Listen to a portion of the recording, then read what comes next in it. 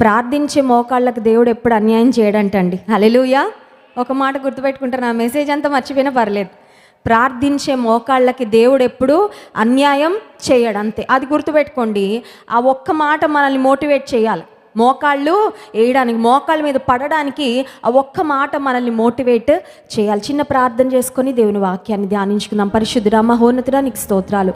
ఘనమైన నీ నామాన్ని స్తుతించి కీర్తిస్తున్నాం, హెచ్చిస్తున్నాం ప్రభా. నువ్వు ఒక్కడవేనయ్యా గొప్ప దేవుడో, నీ ఒక్కడవే ఆశ్చర్య కార్యములు జరిగించేవాడు, నీ ఒక్కడవే మా పట్ల కార్యములు జరిగించగలిగిన దేవుడవయ్యా. నేను ఆశ్రయిస్తున్నాం, నీ సన్నిధికి వస్తున్నాం, నీ పాదాల మీద పడుతున్నామయ్యా.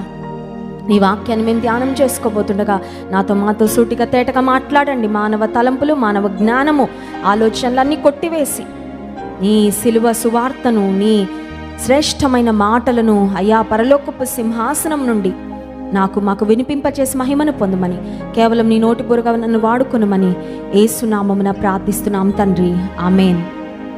ఈ ఉపవాస ప్రార్థనలో ఏం పంచుకోవాలని దేవుని సన్నిధిలో కనిపెడుతున్నప్పుడు దేవుడు నాకు ఇచ్చిన అంశము ఆశ. ఎంతమందికి ఆశలు ఉన్నాయండి? నాకైతే ఆశలు ఉన్నాయి. మీకున్నాయా? కొంతమందికి లేవు, కొంతమంది ఉన్న లోపల దాచుకొని నాకేమో ఆశలు లేవు అన్నట్లు కూర్చున్నారు కదండి. ఆశ లేని వాళ్ళని దేవుడు కూడా ఆశీర్వదించలేడంట. ఏంటండి? ఆశ లేని వాళ్ళని దేవుడు కూడా ఆశీర్వదించడు. నీకు ఆశ ఉండాలి. అయితే ఎలాంటి ఆశలు ఉండాలి? ఎలాంటి ఆశలు ఉండాలి? దేవుని వాక్యం సెలవిస్తుంది, ఆశ గల ప్రాణాన్ని తృప్తిపరుస్తాడు. ఆశ నెరవేరుస్తాడనే లేదండి, తృప్తిపరుస్తాడంట. దేర్స్ ఎ డిఫరెన్స్ కదండి. ఆకలి తీర్చడం వేరు, తృప్తిపరచడం వేరు, అవునా కదా? ఏ గడ్డి తిన్నా కడుపు నిండుతుంది, కానీ నీకు ఇష్టమైన ఆహారం తింటే ఏమవుతుంది? తృప్తి వస్తుంది, అవునా కదా? దేవుడు ఆశను నెరవేర్చేవాడు మాత్రమే కాదు, ఆశ గల ప్రాణాన్ని తృప్తిపరిచేవాడు. He satisfies the longings and desires of our heart. అందుచేత దేవుని బిడ్డలంగా మనం మంచి వాటిని ఆశించాలి, శ్రేష్టమైన వాటిని ఆశించాలి. అలాగని అమెరికా ప్రెసిడెంట్ అవ్వాలంటే అది అవుతుందండి? అవ్వదు కదండి. కొంతమంది లేనిపోని ఆశపడుతూ ఉంటారు, వ్యర్థమైన ఆశపడుతూ ఉంటారు, దేవుడికి ఇష్టం లేని ఆశపడుతూ ఉంటారు. కానీ దేవుని వాక్యంలో ఒక శ్రేష్టమైన వాగ్దానాన్ని చూపించి ముందుకు వెళ్తాను. సామెతల గ్రంథము 10వ అధ్యాయం 24వ వచనంలో ఒక చక్కని మాట వ్రాయబడింది చూడండి. సామెతల గ్రంథం 10వ అధ్యాయము 24వ వచనం. భక్తిహీనుడు దేనికి భయపడునో అదే వాని మీదికి వచ్చును, నీతి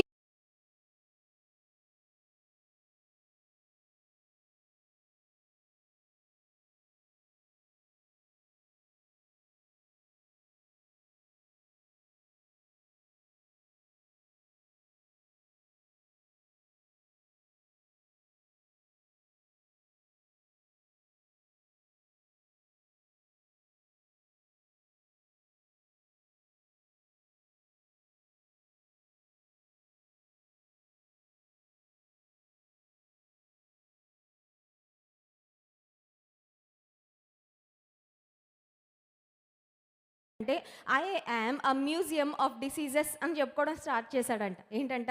నా దేహము వ్యాధులకు ఒక మ్యూజియం. మీకు ఏదైనా వ్యాధి చూడాలంటే నా దగ్గరకు వస్తే ఆ వ్యాధి నా దేహంలో ఉంది అని ప్రపంచంలో తను ఎక్కడికి వెళ్ళినా అందరికి చెప్తుండేవాడంట, నా దేహము I'm a museum of diseases. సరే, డాక్టర్ ఇతని వ్యాధులన్నిటి గురించి రిపోర్ట్స్ అన్నీ వచ్చాక చూసిన తర్వాత డాక్టర్ అన్నాడంట, నువ్వు ఎక్కువ కాలము బ్రతకవయ్యా, యూ వాంట్ లివ్ లాంగ్ అని చెప్పాడంట. అయితే ఈ మ్యూజియం ఆఫ్ డిసీజెస్గా ఉన్న వ్యక్తి దేవుణ్ణి నమ్ముకున్నాడు. హల్లెలూయా. ఇతని పరిస్థితి అయితే బాలేదు, కానీ శరీరం అయితే బాలేదు, కానీ ఆత్మ మాత్రం చాలా బలంగా ఉంది. హల్లెలూయా. శరీరం వ్యాధులతో ఉంది, శరీరం అనారోగ్యాలతో ఉంది, శరీరం బలహీనంగా ఉంది, but the spirit is strong. ఆత్మ మాత్రం బలంగా ఉంది. ఇతను డాక్టర్తో చెప్పాడంట, డాక్టర్ గారు, నేను నమ్మిన నా దేవుడు సజీవుడు, నా విమోచకుడు సజీవుడు, నన్ను బ్రతికించేవాడు ఆయనండి, ఆయన మాట మీద నేను నమ్మకం పెట్టుకుంటానని డాక్టర్కి చెప్పాడు. డాక్టర్ ఒక వెటకారపు నవ్వు నవ్వాడంట. చూడండి, కొన్నిసార్లు మన విశ్వాసం ఇతరులకు ఎలా ఉంటుందంటే ఒక హాస్యాస్పదంగా ఉంటుంది. పిచ్చా మీకేమన్నా? మీకు సైన్స్ తెలీదా? మీకు అది తెలీదా, ఇది తెలీదా, ప్రపంచంలో ఏం జరుగుతున్నాయి వినట్లేదా, ఏంటి ఇలా మాట్లాడతారు అన్నట్టు చూస్తారు. ఆ డాక్టర్ కూడా అలాగే చూశాడు. చూసిన తర్వాత విశ్వాసంతో ఇతను వెళ్ళిపోయాడు. కొంతకాలానికి ఆ హెల్తీగా ఉన్న డాక్టర్ చనిపోయాడండి. ఈ మ్యూజియం ఆఫ్ డిసీజెస్ని మాత్రం దేవుడు ముసలితనం వరకు కాపాడాడు. హల్లెలూయా. ఎందుకు ఈ మాట చెప్తున్నానంటే, నీతిమంతుడు విశ్వాసం మూలముగా బ్రతుకును. You will not live based on any other factor. You will not live based on any of your external circumstances, but you will live by faith. నువ్వు విశ్వాసం కలిగి ఉంటే, నువ్వు ఏ దేవుని యందు విశ్వాసం ఉంచావో ఆ దేవుడు నిన్ను బ్రతికిస్తాడు, ఆ దేవుడు నిన్ను నడిపిస్తాడు, ఆ దేవుడు నిన్ను జీవింప చేస్తాడు. హల్లెలూయా. గౌతమ్ రెడ్డి గారి యొక్క మరణ వార్త నిజంగా చాలామంది హృదయాలను కలిచివేసింది. ఇప్పుడు అందరికీ భయం వేసేస్తుంది. ఏమనంటే, అమ్మో హార్ట్ అటాక్లు ఎవరికైనా వచ్చేయచ్చు, ఎప్పుడైనా వచ్చేయచ్చు, ఎంత ఆరోగ్యపు నియమాలు పాటించినా, ఎంత ఎక్సర్సైజ్ చేసినా, ఎంత మంచి ఫుడ్ తీసుకున్నా ఇలా జరగచ్చేమో అనే ఒక భయం చాలామందిలో ప్రారంభమైపోయిందండి. నిజమే, మన ఆరోగ్యాన్ని మనం ఎంత కాపాడుకోవాలని ప్రయత్నం చేసినా దేవుడు మనకి ఇచ్చే ఆయుష్ వరకు మనము బ్రతుకుతాము అనే విషయాన్ని ఎప్పుడూ మర్చిపోకూడదు. అయితే నీవు నేను ఉంచవలసింది ఏంటంటే, మన విశ్వాసము బలమైన స్థిరమైన విశ్వాసంగా ఉండాలి. Hallelujah. When your faith is strong, that faith will keep you going. నీ విశ్వాసం బలమైన విశ్వాసంగా ఉంటే ఆ విశ్వాసమే నీ బ్రతుకనే ఇంజిన్లో, నీ బ్రతుకనే వాహనానికి ఫ్యూయల్ లాగా అనమాట. హల్లెలూయా. వాహనం ఎంత మంచిదైనా ఫ్యూయల్ లేకపోతే బండి ముందుకు వెళ్తుందండి? నేను చాలా బాగున్నానండి, నేను చాలా బలంగా ఉన్నాను, నాకు చాలా డిగ్రీలు ఉన్నాయి, మాకు ఇది ఉంది అది ఉందని ఎంత ఉన్నా పర్లేదు, విశ్వాసం లేకపోతే నువ్వు ముందుకి వెళ్ళలేవు. విశ్వాసం లేకపోతే నువ్వు సాగిపోలేవు, దేవుని కొరకు సాగిపోలేవు. విశ్వాసం, నీతిమంతుడు విశ్వాసం మూలముగా బ్రతుకును. నీతిమంతుడు విశ్వాసం మూలంగా బ్రతుకును అనే మాట ఎందుకు ధ్యానం చేస్తున్నామంటే, నీతిమంతుడు ఆశించినది వానికి దొరుకునని ఉంది కదా. నేను ఆశించింది నేను పొందాలంటే, మీరు ఆశించింది మీరు పొందాలంటే మనం ఎలా బ్రతకాలా? విశ్వాసం మూలముగా బ్రతకాలి అనే మాట జ్ఞాపకం ఉంచుకోవాలి. ఇప్పుడు నీతిమంతులు అంటే ఎవరు? Who is righteous? బైబిల్ సెలవిస్తుంది, ఒక్కడు కూడా నీతిమంతుడు లేడంటండి. ఒక్కడు కూడా నీతిమంతుడు లేడు. పొలిటీషియన్స్ నీతిమంతులు కాదు, శాస్త్రవేత్తలు నీతిమంతులు కాదు, గొప్ప గొప్ప రాజులు నీతిమంతులు కాదు, అధికారులు నీతిమంతులు కాదు, ఎవ్వరు నీతిమంతులు కాదు. ఏ భేదము లేదు. అందరూ పాపము చేసి దేవుడు అనుగ్రహించే మహిమను పొందలేకపోతున్నారని బైబిల్ నిర్మోహమాటంగా చెప్తుంది. బైబిల్ అంట అబద్ధాలు చెప్పి మనల్ని ఆదరించదు, కానీ నిజం చెప్పి కొన్నిసార్లు బాధ పెడుతుందంట. హల్లెలూయా. నిజం చెప్పి నిన్ను నొప్పిస్తుందేమో, కానీ అబద్ధాలు చెప్పి నిన్ను కవర్ చేయదంట. బైబిల్లో అబద్ధాలు చెప్పే వెనకేసుకొచ్చే ఫిలాసఫీ లేదండి. బైబిల్లో ఎంత భక్తులైనా తప్పు చేస్తే, పాపం చేస్తే దేవుడు రాయించి పెట్టాడు అంతే. అయ్యో ఇలా జరిగిందా, నేను కవర్ చేద్దామని దేవుడు ఎవరిని కవర్ చేయలేదు. అబ్రాహము అబద్ధం ఆడాడా లేదా? తన భార్యని ఏం చెప్పాడు? చెల్లెలని చెప్పాడు. అమ్మో నా బిడ్డ అబద్ధం ఆడాడని చెప్తే నా పరువు పొద్దని దేవుడు అదేమైనా కవర్ చేశాడండి? అబ్రహాము అబద్ధం ఆడాడని రాయించి పెట్టాడు అంతే. దావీదు పాపం చేశాడు, దేవుడు రాయించి పెట్టాడా లేదా? ఎస్. మన పాపాలు దేవుడు కవర్ చేయడు. మన పాపాలు ఆయన రక్తం ద్వారా కడగడానికి ఆయన ఇష్టపడుతున్నాడు. హల్లెలూయా. నీవు రావాలి, ఒప్పుకోవాలి. ఒప్పుకొని విడిచిపెడితే, మన పాపములను మనం ఒప్పుకొని నేడలా ఆయన నమ్మదగిన వాడు, నీతిమంతుడు కనుక మన పాపములను క్షమించి సమస్త దుర్నీతి తీసేస్తాడంట. దుర్నీతి పోతే దేవుని నీతి వస్తుంది. హల్లెలూయా. నేను నీతిమంతురాలను అయ్యానండి, నేను కాదు, ఒరిజినల్గా కాదు. ఒరిజినల్గా నీతిగా ఉన్న ప్రోడక్ట్లు ఎవరు కాదు మనం, కానీ దేవుని రక్తం చేత కడుగబడిన తర్వాత, రక్షణ పొందిన తరువాత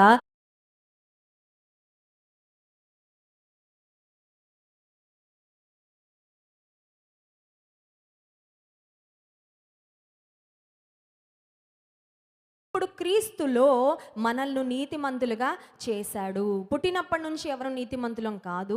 మనం చేసిన మంచి కార్యాలను బట్టి, పుణ్యకార్యాలను బట్టి, చారిటీస్ని బట్టి మనం నీతిమంతులుగా అవ్వము. కానీ దేవుని రక్తము చేత, యేసయ్య రక్తం చేత కడగబడిన తరువాత సమస్త దుర్నీతిని మనలో నుండి తీసివేసి, దుర్నీతి నుండి మనలను కడిగి, దేవుడు ఆయన నీతితో మనలను కప్పి, ఇప్పుడు రక్షణ పొందిన ప్రతి విశ్వాసి నీతిమంతుడే. హల్లెలూయా. ఇప్పుడు దేవుని వాక్యం సెలవిస్తుంది, నీతిమంతుడు ఆశించినది వానికి దొరుకును. నీతిగా ప్రభువును కలిగి నువ్వు జీవిస్తే, విశ్వాస మూలంగా నువ్వు బ్రతికితే, దేవుని మీద ఆధారపడుతూ ముందుకు వెళ్తే, దైవ చిత్తానుసారంగా నువ్వు ప్రార్థన చేస్తే, నీ ఆశలను ఖచ్చితంగా దేవుడు నెరవేరుస్తాడు. బైబిల్ గ్రంథంలో ఒక వ్యక్తి మనకు కనబడతాడు. ఆ వ్యక్తి దేవుడు ఏదొద్దన్నాడో దాన్నే ఆశించాడండి. కొన్నిసార్లు మనలో ఉన్న ఒక దుష్ట స్వభావం ఏంటంటే, దేవుడు ఏది వద్దంటాడో దాని మీద ఆశ ఆశ ఆశ ఆశ కలుగుతూ ఉంటుంది. దేవుడు ఏది వద్దన్నాడో అది ఆశించి నష్టపోయిన వ్యక్తి యెహోషువ గ్రంథము 7వ అధ్యాయము 21వ వచనంలో మనం చూస్తాం. చూడండి, యెహోషువ గ్రంథము 7వ అధ్యాయము 21వ వచనం. దోపుడు సొమ్ములో ఒక మంచి షీనారు పై వస్త్రమును 200 తులముల వెండిని 10 తులముల ఎత్తుగల ఒక బంగారు కమ్మిని నేను చూచి వాటిని ఆశించి తీసుకొంటిని. అదిగో నా డేరా మధ్య అవి భూమిలో దాచబడి ఉన్నవి, ఆ వెండి దాని క్రింద ఉన్నదని ఉత్తరమిచ్చి తాను చేసినదంతయు ఒప్పుకొనెను. దేవుని ప్రజలలో ఆకాను అని ఒక వ్యక్తి ఉన్నాడండి. ఆకాను అనే వ్యక్తి దేవుని ప్రజలందరూ ఎరికో పట్టణం మీదకి యుద్ధం చేయడానికి వెళ్ళారు. యూజువల్గా యుద్ధానికి వెళ్ళినప్పుడు ఎవరైతే జయిస్తారో ఆ ప్రాంతంలో ఉన్న బెస్ట్ థింగ్స్ అన్నీ వాళ్ళు తీసుకొని వచ్చేస్తారనమాట. వాళ్ళతో పాటు అక్కడున్న పురుషులను సంహరిస్తారు. అక్కడున్న వెండి, బంగారు, విలువైన వస్త్రాలు, వాల్యుబుల్స్ ఏవైతే ఉంటాయో వాటన్నిటిని దోపుడు సొమ్ముగా తీసుకొని వచ్చేస్తారు. ఈ పర్టికులర్ ఇన్స్టెన్స్లో దేవుడు యుద్ధానికి వెళ్ళిన ప్రతిసారి మీరేం తీసుకోవద్దని చెప్పలేదు, కానీ ఎరికో పట్టణం మీదకి వెళ్ళినప్పుడు మాత్రం దేవుడు అన్నాడు, ఎరికో అనేది శపితమైన పట్టణము, ఎరికో పట్టణం మీదకి మీరు వెళ్తే మీకు జయాన్ని ఇస్తాను నేను కంపల్సరీ, కానీ ఆ పట్టణంలో మీరు ఏది ముట్టుకోవద్దు అని చెప్పాడు దేవుడు. కానీ ఇక్కడ ఏం జరిగిందంటే ఆకానంట చూచాడంటండి. ఏమేం చూచాడు అంటే షీనారు పైవస్త్రము, 200 తులముల వెండి, 10 తులముల ఎత్తుగల ఒక బంగారు కమ్మి చూశాడు. మనకు కూడా కొన్ని కనబడతా ఉంటాయి. 2000 రూపాయల నోట్ రోడ్డు మీద వెళ్తూ ఉండగానే కనబడితే అబ్బా దేవుడు నా కోసమే గిఫ్ట్గా పంపించాడని చూసి వెంటనే ఆశ కలుగుతుంది. ఆశ కలగగానే అటు ఇటు చూసి జేబులో పెట్టేసుకుంటారు, అంతే కదండి. కొంతమందికి ఒక ఆమెకు ఒక అలవాటు ఉందంట. అలవాటు ఏంటంటే బంగారు ఎక్కడైనా కనబడితే ఎత్తేస్తుందంట. అలవాటు అది. ఆమెకి లేదని కాదు, వాళ్ళ తండ్రి గారు మంచి ఉద్యోగం చేస్తాడు, ఆమె ఒంటి మీద చాలా బంగారం ఉంటుంది. ఎంత సొంత బంగారం, ఎంత ఎత్తేసిన బంగారం నాకైతే తెలీదు.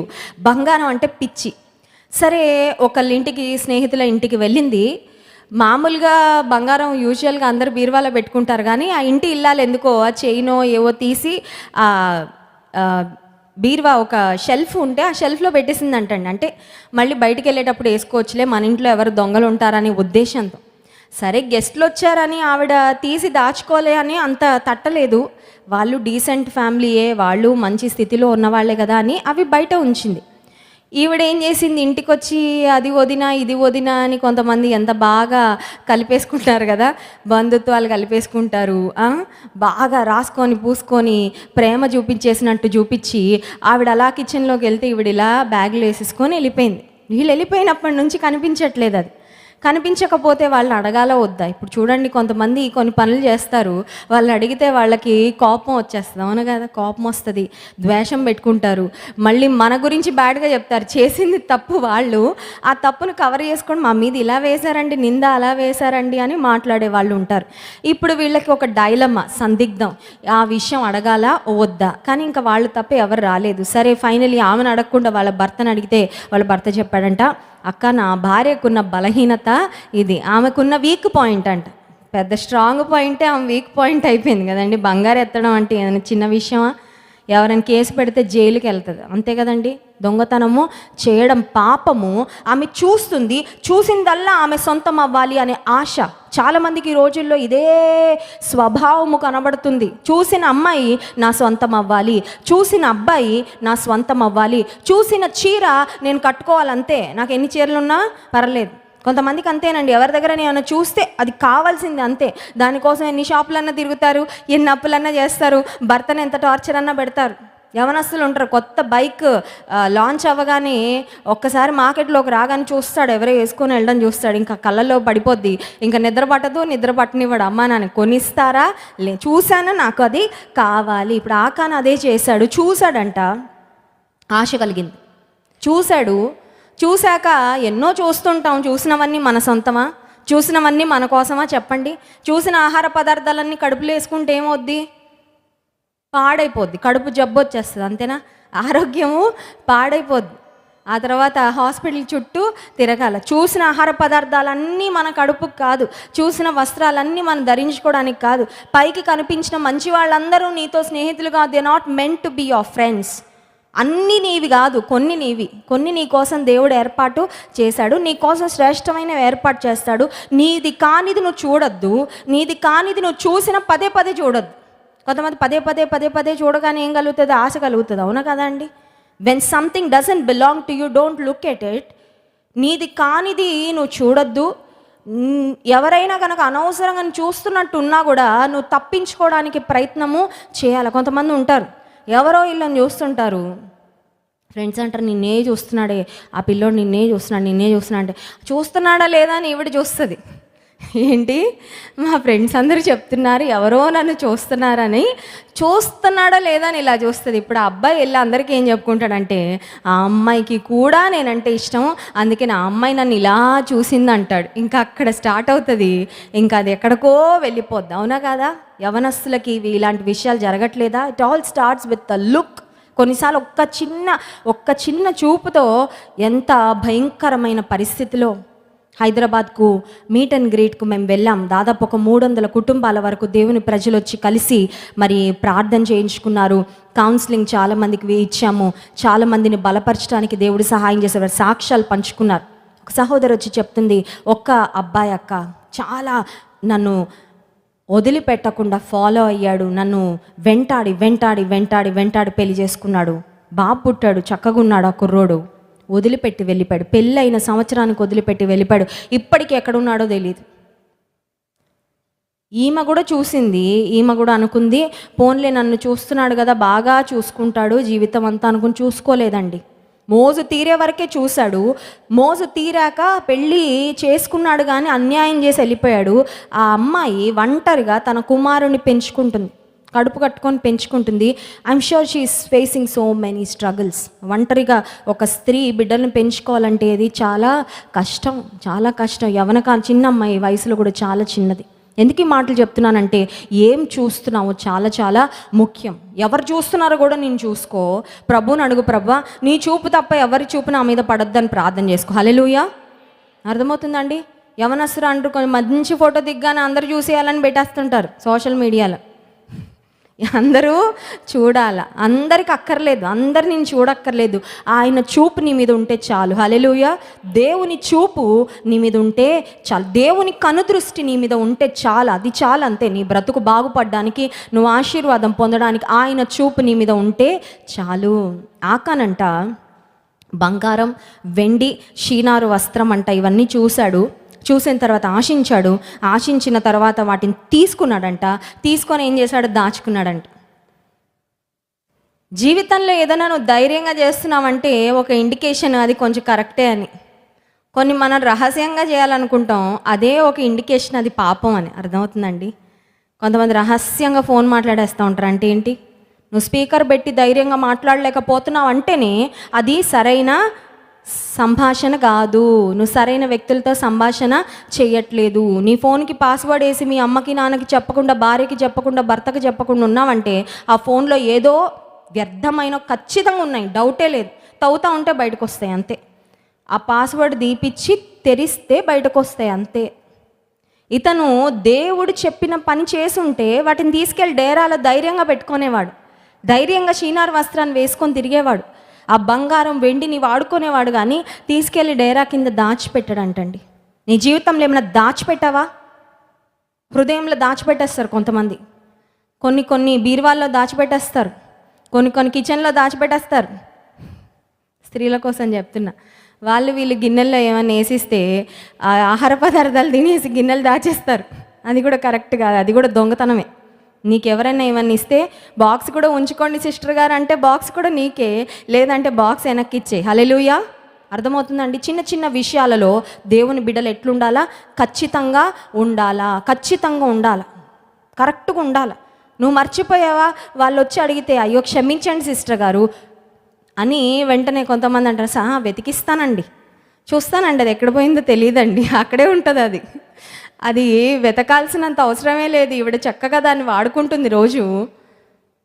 ఇతరులది తీసేసుకొని దాన్ని స్వంతం చేసేసుకోవడము, అది దేవుడు ఎప్పుడూ మెచ్చడు. దేవుడు వద్దన్నది చూశాడు, దేవుడు వద్దన్నది ఆశించాడు, దేవుడు వద్దన్నది ముట్టుకున్నాడు పాపం. దేవుని ప్రజలు హాయి అనే పట్టణం మీదకి యుద్ధానికి వెళ్తే, ఎరికో అనే పెద్ద పట్టణం మీద దేవుడు జయమిచ్చి హాయి అనే చిన్న పట్టణం మీదకి వెళ్తే ఓడిపోయారండి దేవుని ప్రజలు. యెహోషువ దేవుని సన్నిధిలో అడుగుతున్నాడు, ప్రభువా ఎందుకు ఈ ఓటమి వచ్చింది, ఎందుకు మాకు విజయం ఇవ్వలేదు, మాకెందుకు ఈ తలవంపులు అంటే, దేవుడు అంటున్నాడు, మీలో ఒక వ్యక్తి తప్పు చేశాడు, దానికి నేను ఈ శిక్ష ఇస్తున్నాను. ఇంట్లో ఒక్కడు చెడిపోయినా వాడి పాపం యొక్క పర్యవసానాలు కొన్నిసార్లు ఇంట్లో అందరూ అనుభవించాలి. ఒక్క పురుగు చేరితే మనకు తెలుసు, ఒక్క పురుగు ఒక్క చెద మొదలు పెడితే ఇంట్లో ఆ చెదలు మొత్తం తినేస్తాయి, అవునా కదా? చిన్న టర్మైట్, చిన్న కాక్రోచ్ పిల్లలు పెట్టి దాని సంతానాన్ని అభివృద్ధి చేసుకొని మన కిచెన్లు, మన బెడ్రూమ్లు ఎన్ని పాడు చేస్తుందండి. చిన్న పాపం, ఇంట్లో ఒక్కళ్ళు తప్పిపోయినా, ఇంట్లో ఒక్కళ్ళు పాపం చేస్తున్నా కొంతమంది అనుకుంటారు, అమ్మ అనుకుంటుంది నేను ప్రార్థన చేసుకుంటున్నానుగా మా వాడు ఇటు పోయినా పర్లేదని. వాడు తెస్తాడు పాపాన్ని, వాడు తెస్తాడు శాపాన్ని, వాడు శపించబడి వాడు సఫర్ అవుతున్నా ఇంట్లో అందరూ బాధపడతాం కదండి. ఇంట్లో ఏ ఒక్కళ్ళు దేవుని శిక్షణ ఉగ్రతను అనుభవిస్తున్న అందరికీ బాధే, అది అందరికీ వేదనే, మనం మనశ్శాంతికి ఉండలేం. ఆకాను యొక్క ఒక్క ఆకాను చేసిన పాపము దేవుడు చూసి చూడనట్లుగా వదిలేయలేదు. కొన్ని మెషిన్స్ ఉంటాయంటండి, భూమి కింద ఉన్న మెటల్స్ని డిటెక్ట్ చేస్తాయంట. నేను ఒకసారి యుఎస్లో వర్క్ చేస్తున్నప్పుడు అక్కడ మందిరానికి వెళ్తుంటే ఒక ఆయన మెషిన్ పట్టుకొని ఖాళీ స్థలంలో ఇట్లా ఏదో చెకింగ్ చేస్తున్నాడండి.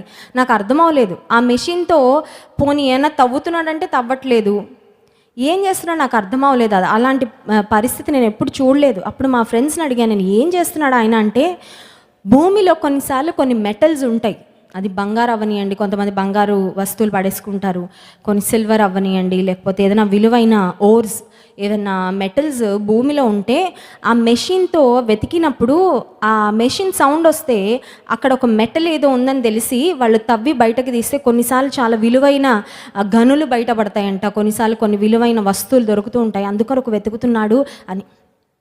ఆకాను తన గుడారంలో దాచుకున్నాడు, కానీ దేవుడు ఏ మెషిన్ పెట్టకుండానే ఆయన కంటికి కనిపించిపోయిందండి. హల్లెలూయా. దేవుడు ముందు ఏమీ దాచలేము, దాచకూడదు, దాచలేము. దాచిన తర్వాత దొరికితే ఎంత అవమానంగా ఉంటుందండి, ఎంత అవమానంగా ఉంటుంది.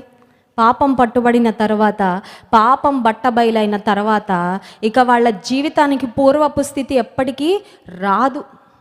ఒక దొంగ పట్టబడిన తర్వాత, ఒక వ్యక్తి జైలు పాలైన తర్వాత తిరిగి ఇంటికి వచ్చిన విడుదలయ్యి అతనికి పూర్వపు ఘనత ఉంటుందా, అతనికి పూర్వపు మర్యాద ఇస్తారా సమాజంలో? ఇవ్వరు. ఆకాను జీవితంలో అదే జరిగింది. దాచాడు, దేవుడు బట్టబయలు చేశాడు. అతను he desired, he wished, he wanted the wrong thing. దేవుడు ఏదొద్దన్నాడో అదే ఆశించాడు. ఉపవాస ప్రార్థనకు వచ్చిన మనము ఒకటి జ్ఞాపకం చేసుకోవాలి, అదేంటంటే, దేవా నాలో ఏమైనా తప్పుడు ఆశలు ఉన్నాయా? తప్పుడువి ఆశిస్తే అవి నాకు వచ్చిన వాటి వలన నాకు లాభం ఉండదు, నష్టమే ఉంటుంది, అవునా కదా? దేవుడు వద్దు అన్నది మనం ఆశించి వెంటాడి తెచ్చుకున్న దాని వలన మనకి ఆశీర్వాదము ఉండదు. మనది కానిది మనం ఆశించి తెచ్చుకున్న మనకు ఆశీర్వాదము ఉండదు. ఇప్పుడు ఈ ఉపవాస ప్రార్థనలో ఉన్న మనం ప్రభుని ఏం అడగాలంటే, ప్రభువా నీ చిత్తానుసారం కానిది నేను ఏమైనా ఆశిస్తుంటే ఆశ దగ్గర నేను డిలీట్ చేసేస్తా. హల్లెలూయా. దాన్ని మళ్ళీ నెరవేర్పొచ్చి మళ్ళీ ఆ తర్వాత బాధపడి ఆ తర్వాత ఇంక ఇదంతా వద్దు నాకు. నేను నా ఆశనే నేను సరి చేసుకుంటా. నేను తప్పుడు ఆశలు కలిగి ఉంటే నా ఆశలను I want to correct them, నేను వాటిని సరి చేసుకుంటాను. తప్పుడు విషయాలను ఆశిస్తున్నట్లయితే వాటిని నా మనసులోంచి తీసివేసుకుంటాను. చెప్పడానికి సమయం లేదు, కానీ ఇంకొక అంశం చెప్పి ముగిస్తాను. అబ్రహాముడు తన జీవితంలో ఆశపడ్డాడండి. చూడండి, ఆదికాండం 15వ అధ్యాయము 1-2 వచనాలు చదువుకుందాం. Genesis chapter 15 verses 1 and 2. ఇవి జరిగిన తరువాత యెహోవా వాక్యము అబ్రహామునకు దర్శనమందు వచ్చి, అబ్రామా భయపడకుము, నేను నీకు కేడము, నీ బహుమానము అత్యధికమగునని చెప్పెను. అందుకు అబ్రాము, ప్రభు అయిన యెహోవా నాకు ఏమి ఇచ్చిననేమి, నేను సంతానము లేనివాడనై పోచునని దమస్కు ఎలియజరే నా ఇంటి ఆస్తికర్త అగును కదా.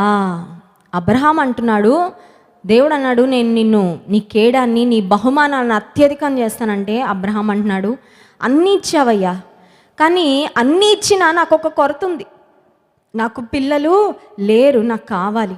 అబ్రహాము ఆశిస్తున్నాడండి.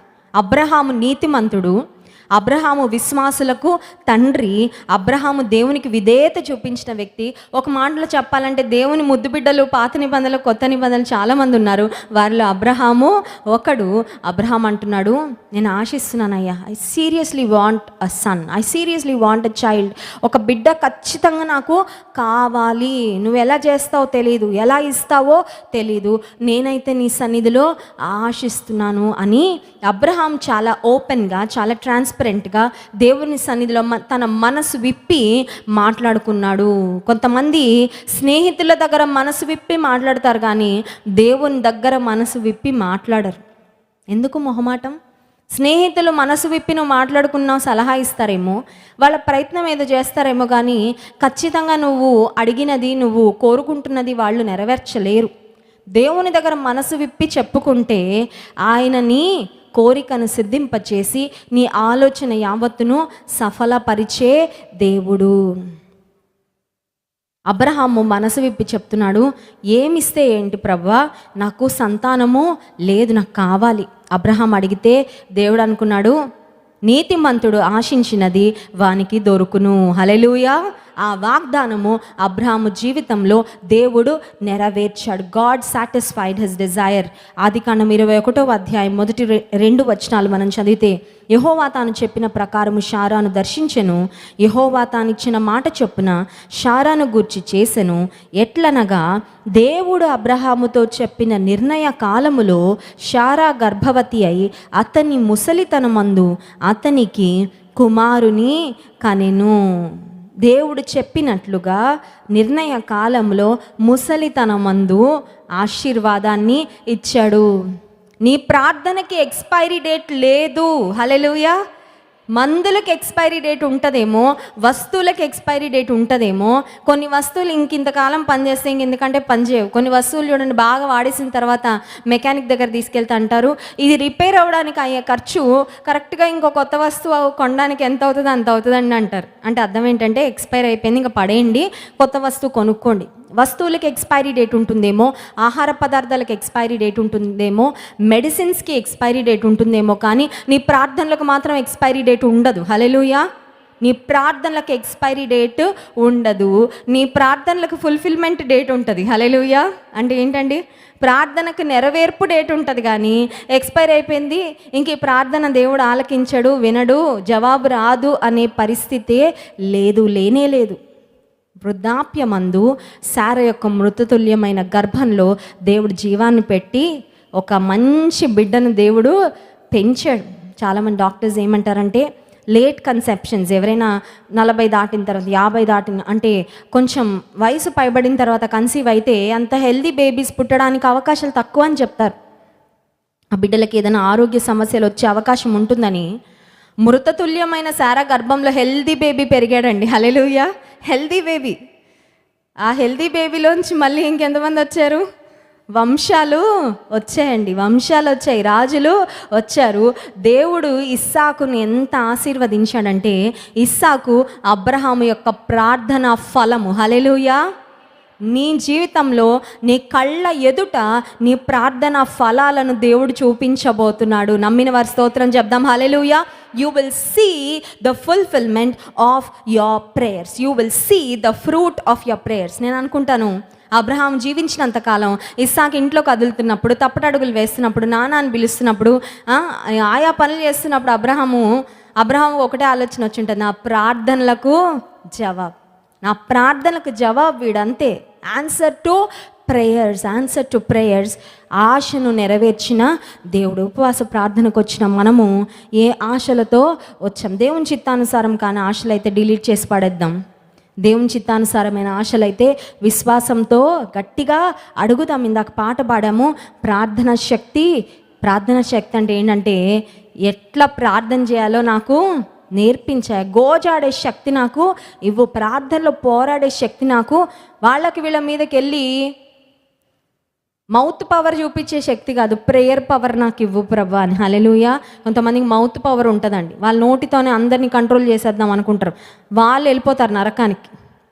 నీ నోటితో నువ్వు ఎన్ని బూతులు మాట్లాడినా, నోటితో అసభ్యంగా మాట్లాడి నోటికొచ్చినట్టు మాట్లాడితే నీ నోటి మాటలను బట్టి నువ్వు తీర్పులోకి వెళ్తావు. కానీ నీ నోటి ద్వారా దేవునికి ఇష్టమైన ప్రార్థనలు చేస్తే, నీ అవసరాలన్నీ నీ నోరు తెరిచి నీ పరలోకపు తండ్రికి చెప్పుకుంటే ప్రార్థన ఫలాన్ని పొందుకుంటావు, ప్రార్థనలకు జవాబు పొందుకుంటావు, నీ ఆశలు దేవుడు నెరవేరుస్తాడు. కళ్ళు మూసుకోండి, ప్రార్థన చేసుకుందాం. పరిశుద్ధుడానికి వందనాలు. నీతిమంతుడు ఆశించినది వానికి దొరుకునని నీ వాక్యం ద్వారా మీరు మా జ్ఞాపకం చేసినందుకు వందనాలయ్యా. నీ చిత్తానుసారం కానీ ఆశలు మేము విడిచిపెట్టాలని ఆశిస్తున్నాం ప్రవ్వా. వద్దయ్యా, నీవు వద్దన్నది మాకొద్దు ప్రవ్వా, నీవు మాకు ఇవ్వద్దు అనుకున్నది మాకు వద్దయ్యా. ఒకవేళ నీ చిత్తానుసారం కానీ ఆశలు ఏమైనా ఉంటే మా మనసులో వాటిని తీసే ప్రవ్వా, కొట్టేనాయన. ఎందుకంటే అవి పొందుకున్నా మాకు నష్టమే, కష్టమే.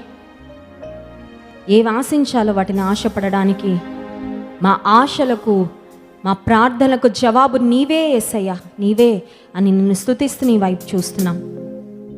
నిన్ను స్తుతించి ఆరాధించబోతుండగా ఆరాధన ఆత్మతో మమ్మల్ని నింపండి. యేసు నామమున ప్రార్థిస్తున్నాం తండ్రి, ఆమేన్.